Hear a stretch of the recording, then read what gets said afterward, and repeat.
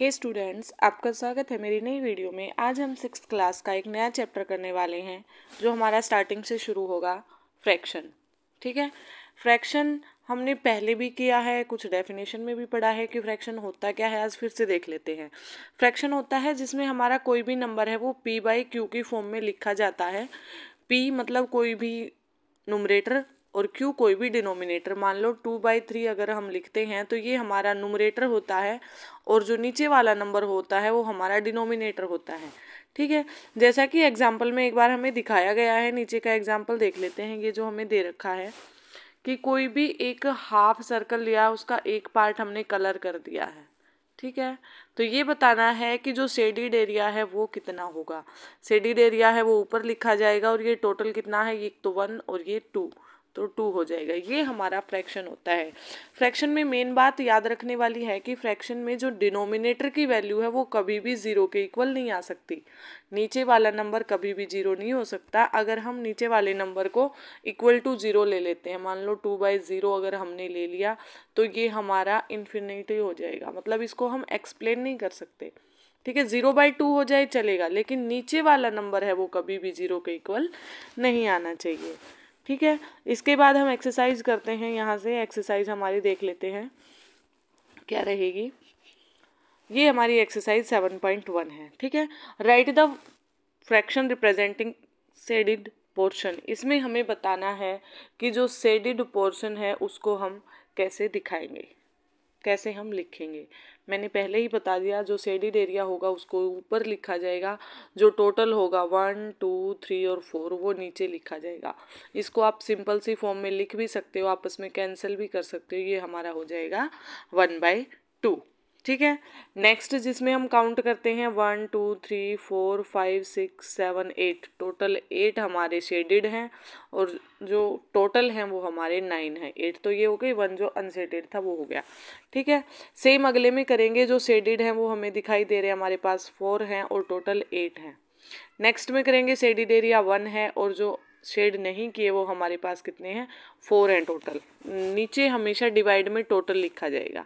ठीक है, इसको एक अच्छी सी PDF के साथ कर लेते हैं। कैसे करेंगे देखेंगे एक बार। इसको हम और कलरफुल तरीके से कर सकते हैं, जैसे हमें ये दिखाया गया। इसमें हमें बिल्कुल अलग से दिखाई दे रहा है। देखो, जो भी शेडिड एरिया है 1 और 2, शेडिड एरिया हो गया हमारे पास 2। टोटल काउंट कर सकते हैं 1, 2, 3 और 4, 2/4।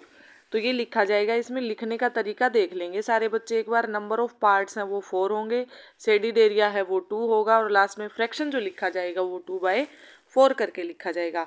हमें हर एक क्वेश्चन में ऐसे ही करना है। कैसे कि number of parts, shaded portion and fraction. ठीक है, नंबर ऑफ पार्ट्स टोटल 4 हैं, शेडिड एरिया 2 है और जो फ्रैक्शन लिखेंगे वो लिखेंगे 2/4। फिर से सुन लेंगे, ऊपर हमेशा शेडिड एरिया लिखा जाएगा, नीचे हमेशा टोटल लिखा जाएगा। ठीक है, टोटल डिवाइड में आएगा। ठीक है, इसको कर लेंगे। इनको शेडिड एरिया के हिसाब से हम अच्छे से कर सकते हैं। सेकंड वाले पार्ट में भी बिल्कुल क्लियर से दिख रहा है हमें कि ये हमारे यहाँ पे है 1, 2, 3, 4, 5, 6, 7, 8 हमारा है। डिवाइड में 9 हो जाएगा। इसका 2/4 था, कैंसिल करेंगे तो 1/2। नेक्स्ट है जो 4 आ जाएगा, 4 डिवाइड में 8, ये इसका है, ये इसका हो जाएगा। नेक्स्ट करते हैं 1, 2, 3 हमारा कितना शेडिड है और टोटल 1, 2, 3, 4, 5, 6, 7, ये हमारे टोटल 7 हो जाएंगे। इसका करेंगे तो हमारे पास शेडिड है 4, 8 और 1 9, 9 बाय में 12 आ जाएगा, इसका हो जाएगा। और इसका अगर हम शेडिड करते हैं, इसमें अलग से दिखाई नहीं दे रहा है। जो भी शेडिड आप जो भी मान लेना, आपकी बुक में जैसे भी दिया गया है, 2 दे रखा है, 3 दे रखा है, 3/5 कर सकते हो, 3/5 और 5 10 कर सकते हो। ठीक है, ये जो नेक्स्ट दे रखा है इसमें 4 हो जाएंगे, 4 डिवाइड में 1, 2, 3, 4, ये 8 आ जाएगा। और इसमें शेडिड में लेते हैं तो 1, 2, 3, 4, ये 1/2 भी हो सकता है।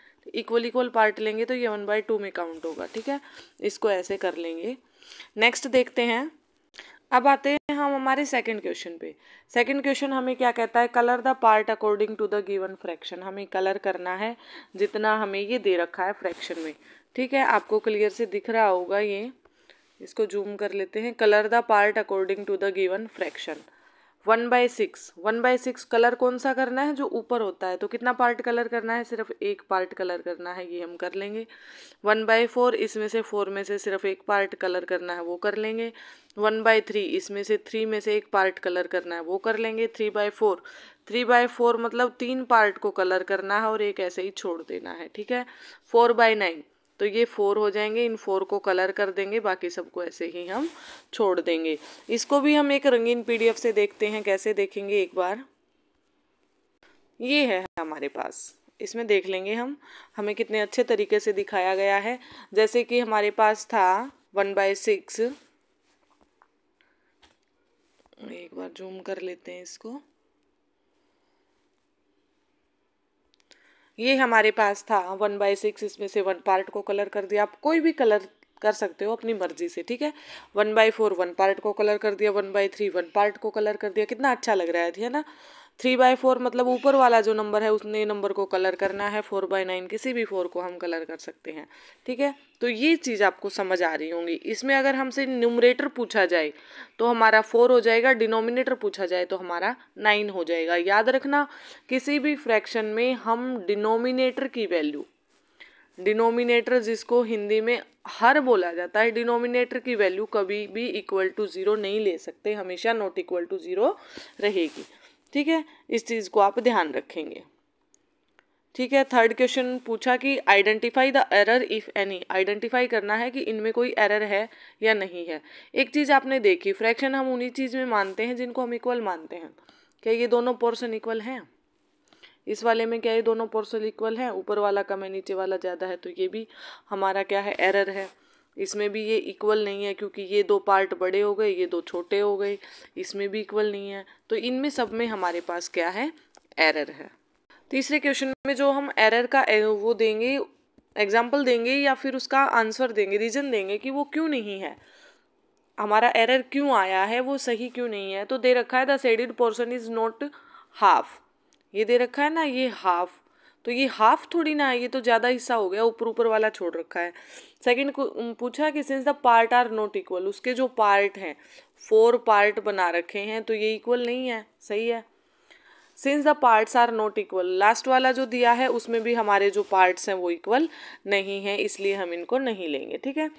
अगला है what fraction of 8 day in a day in 8 hours, 8 hours में कितना होता है, एक दिन में कितने घंटे होते हैं बेटा, 24 घंटे, ठीक है।